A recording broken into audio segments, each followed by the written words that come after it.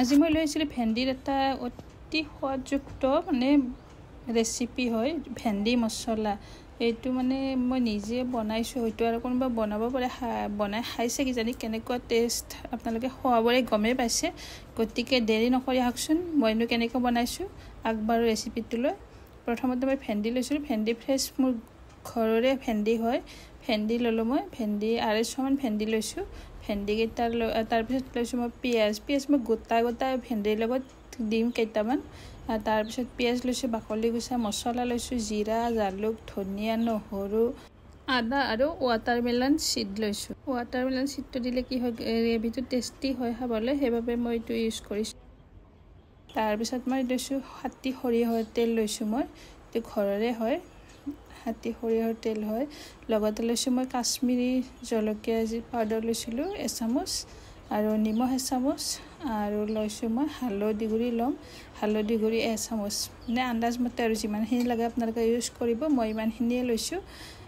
লৈ কেনে ৰেচিপিটোলৈ আহক তেতিয়াহ'লে আগবাঢ়ো।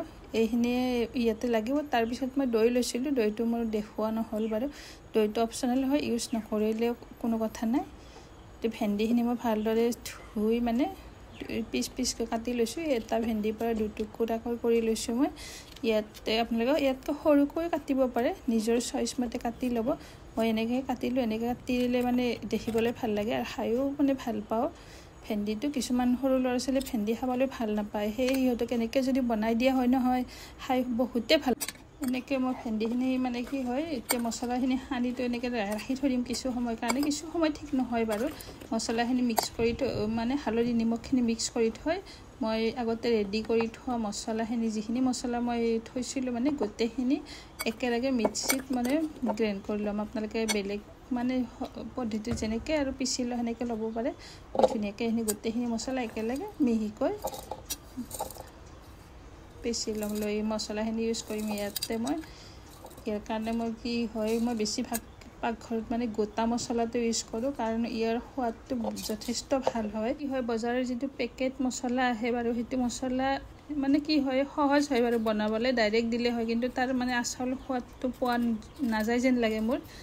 আচল যিটো সোৱাদ সেইটো নাহে যেন লাগে তৰকাৰীত, সেয়ে মই বেছিভাগ এনেকৈ মছলা ইউজ কৰোঁ। তাৰপিছত মই 2টা বিলাহীও লৈছিলোঁ, আৰু বিলাহী 2টা কি কৰিছোঁ ভালদৰে ধুই এনেকৈ সৰু সৰুকৈ মই কাটি লৈছোঁ। বিলাহী 2টা কাটি লৈ তাৰপিছত মই এইটো গ্ৰাইণ্ড কৰিও ল'ব পাৰে বিলাহীটো, কোনো কথা নাই। মই এনেকৈ কাটি কেনে ইউজ কৰিলোঁ। তাৰপিছত পিঁয়াজ 2টা মই ৰাখিলোঁ, এই 2টাও মই মিহিকৈ কাটি লৈছোঁ। পিঁয়াজ 2টা কাটি ল'লোঁ। পিঁয়াজ কাৰণ গোটা পিঁয়াজ দিছোঁ, ইয়াত বেছি পিঁয়াজ এনেকৈ দিয়া নাই বাৰু, দিলে দিব পাৰে, এইটো কথা নাই, নিজৰ সোৱাদ অনুপাতে মানে ইউজ কৰিব পাৰে। যদি ডাঙৰ পিঁয়াজ 2-3টাও দিয়া যায় খাই বেয়া নালাগিব, ভালেই লাগিব। তাৰপিছত মই কি কৰিলোঁ কেৰাহীখন তেল দি দিলোঁ, মিঠাতেল দিলোঁ মই সৰহকৈ, দি কেনে মিঠাতেলৰ ওপৰত কি কৰিম মই প্ৰথমতে তেলখিনি গৰম হ'বলৈ দিম। তেলখিনি যেতিয়া গৰম হ'ব তাত মই আগতে মানে বাকলি গুচাই ৰখা পিঁয়াজকেইটা, যিকেইটা মই নিমখ সানি থৈছোঁ আল্টিমেটলি, সেই পিঁয়াজকেইটা মই গোটাকৈ ফ্ৰাই কৰিম। এইটো ফালি কেনেও দিব পাৰে, মানে মোৰ এনেকৈ গোটাকৈ ভাল লাগে। কেতিয়াবা কি হয় মই এই দুফাল কৰিও দিওঁ, আজি মই এনেকৈ দিবলৈ মন গ'ল। এতিয়া দি পিঁয়াজকেইটা মই ভালদৰে ফ্ৰাই কৰি ল'ম। ফ্ৰাই কৰি উঠাই ল'লোঁ পিঁয়াজকেইটা, উঠাই লৈ ইয়াতে মই কি কৰিম তাৰপিছত আগতে যিখিনি ভেন্দি মই নিমখ হালধি সানি থৈছোঁ ভেন্দিখিনি ফ্ৰাই কৰি ল'ম। ভেন্দিখিনি হাফ ফ্ৰাই কৰি ল'লে হ'ব, এনেকৈ ধুনীয়াকৈ ফ্ৰাই কৰি ল'ম। ভেন্দি বহুত বেছি ফ্ৰাই কৰিলে কি হয় সোৱাদটো মানে কি হ'ব, কি পানী দিয়াৰ পিছত গেলগেলীয়া টাইপ হৈ যাব, সেইকাৰণে এনেকৈ ভাল লাগে। ভেন্দিকেইটা মানে এনেকৈ ফ্ৰাই কৰি ল'লে অলপ জুইটো মানে কমাই ৰাখিছোঁ, অলপ টাইমৰ কাৰণে সিজিব দিছোঁ। ভেন্দি সিজিয়ে গ'ল। এতিয়া মই ভেন্দিকেইটা কি কৰিম, যিখিনি সিজি গ'ল ভেন্দিখিনি মই কাঁহীখনত মানে নামাই থ'ম। এনেকৈ উঠাই ল'লোঁ গোটেইখিনি তেলৰ পৰা উঠাই লৈ কি কৰিম, যেতিয়া উঠাই লোৱা হ'ব তাত মই তেল বাৰু কেৰাহীখনত বেছি আছে, ইমানখিনি তেল নালাগে মোক, সেয়ে মই আধামান তেল ইয়াৰ পৰা মই উঠাই থ'ম, মানে ছাইড কৰি ৰাখি থৈ এইখন কেৰাহীতে কি আকৌ মই এয়া মছলাখিনি ভাজি ল'ম। তেল অলপ উঠাই থ'লোঁ, তাত মই কাটি লোৱা প্ৰথমতে পিঁয়াজখিনি দিলোঁ। পিঁয়াজখিনি দি এতিয়া মই পিঁয়াজখিনি ভালদৰে ভাজি ল'ম। যেতিয়ালৈ পিঁয়াজখিনি মানে বাদামী ৰং নহয় তেতিয়ালৈ মই ভাজি থাকিম। তাৰপিছত মই আগতে বটিলোঁ মছলা যিখিনি আছিল মই সেই মছলাখিনি মই ইয়াতে এড কৰি দিলোঁ। মছলাটো দি দিলোঁ। মছলাটো দি উঠি অকণমান ভালদৰে আৰু লৰাই দিছোঁ। লৰাই দি এতিয়া মই কি কৰিম, তাত মই আগতে যিখিনি নিমখ মানে আধা চামুচমান তাত ইউজ কৰিছিলোঁ, আধা চামুচ ৰাখি দিছিলোঁ, সেইখিনিয়ে দিলোঁ। আৰু হালধি, কাৰণ সোৱাদ অনুপাতে দিব নিমখটো, কিমানখিনি বনাই যে ফ্ৰাই কৰাটো নিমখ দিয়াই গৈছে, সেইকাৰণে ইয়াত নিমখৰ বেছি প্ৰয়োজন নাই। যদি লাগে দি দিব পাৰে, একো নাই। তাৰপিছত ইয়াতে কি দিব পাৰি, জলকীয়া গুড়ি, যিখিনি কাশ্মীৰী জলকীয়া বা গুড়ি, তাৰ মই এচামুচ মই ইয়াতে দি দিলোঁ। জলকীয়া গুড়ি এচামুচ দি আকৌ লৰাই দিলোঁ। লৰাই দিয়াৰ পিছত দেখিছে নহয়, এতিয়া লাহেকৈ জুইটো কমাই দিম। আকৌ দি কেনে তাত মই বিলাহীখিনি দি দিলোঁ।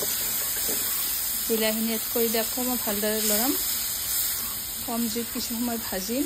বিলাহীৰ পৰা যেতিয়ালৈ মানে মছলাখিনিৰ তেল বাহিৰ নহয়, তেতিয়ালৈ মই ভাজি থাকিম।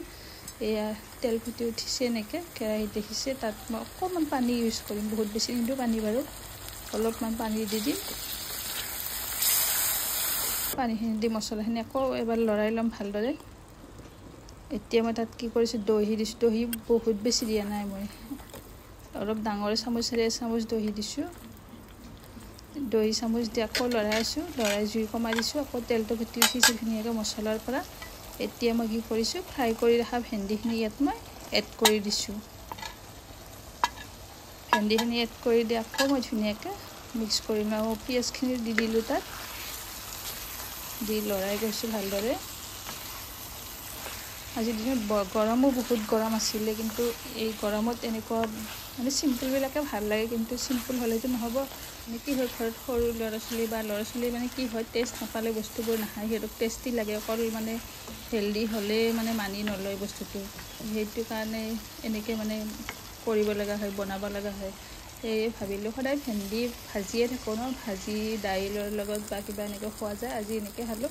এনেকৈ মানে আজি নহয়, মাজে মাজে খাবলৈ গতিকে ভাল পায় সকলোৱে, সেইকাৰণে এনেকৈ বনালোঁ।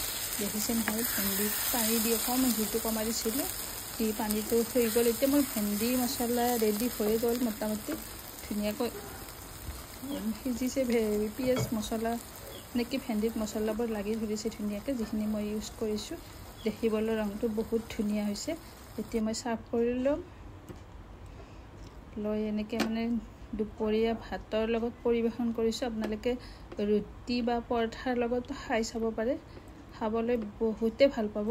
যদি খোৱা নাই, বহুতে হয়তো খাইছে, খোৱাবোৰে বুজি পায় বাৰু ইয়াৰ টেষ্টটো কেনেকুৱা হয়। এনেকৈ ভেন্দি মছলা ট্ৰাই কৰি চাওক, বনাওক।